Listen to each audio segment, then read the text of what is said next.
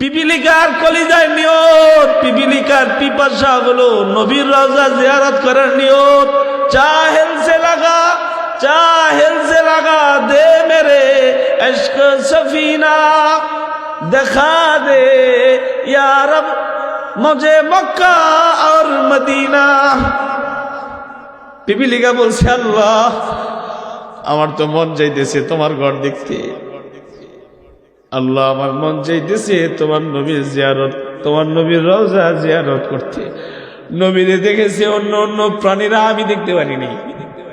তো এখন তোমার নবীর রওজা আছে, তোমার নবীর রওজা আমি একটু দেখবার চাইতেছি, একটু মেহেরবানি করে এটা কবুল করো। পিপিলিকা হইয়া দোয়া করছে, পিপিলিকার দোয়া কবুল করছেন আল্লাহ।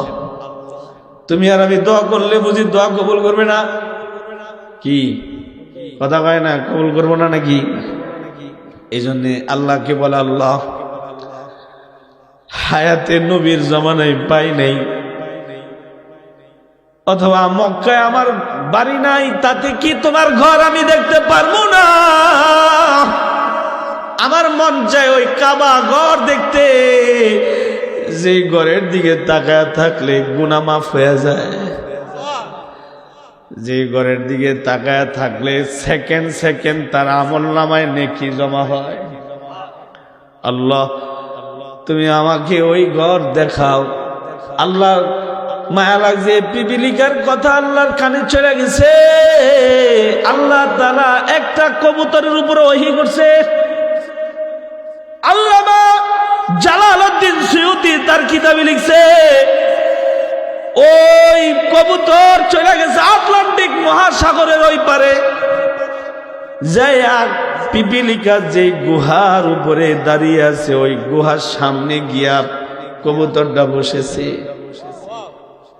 পিপিলিকাটা ওইটা কবুতরের পায়ে চিমড়ি দিয়া ধরছে, আর কবুতর কিনা ডানা মেরে আল্লাহর ঘর নিয়ে এসেছে, আল্লাহর ঘর দেখাইছে, নবীর রওজা জিয়ারত করাইছে। আল্লাহু আকবার বলো। তোমার আমার দিলে এইরকম ইরাদা থাকা চাই যে আমি মক্কায় যাব, আমি মদিনায় যাব, সালাম জানাবো, সালাম জানাবো, আমি নবীজির কদমে সালাম জানাবো,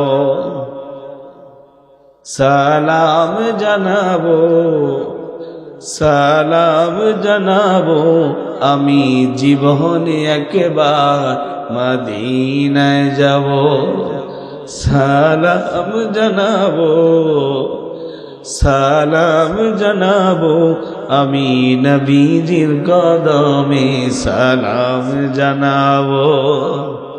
এমন নিয়ত প্রত্যেকটা মুমিনের করা চাই।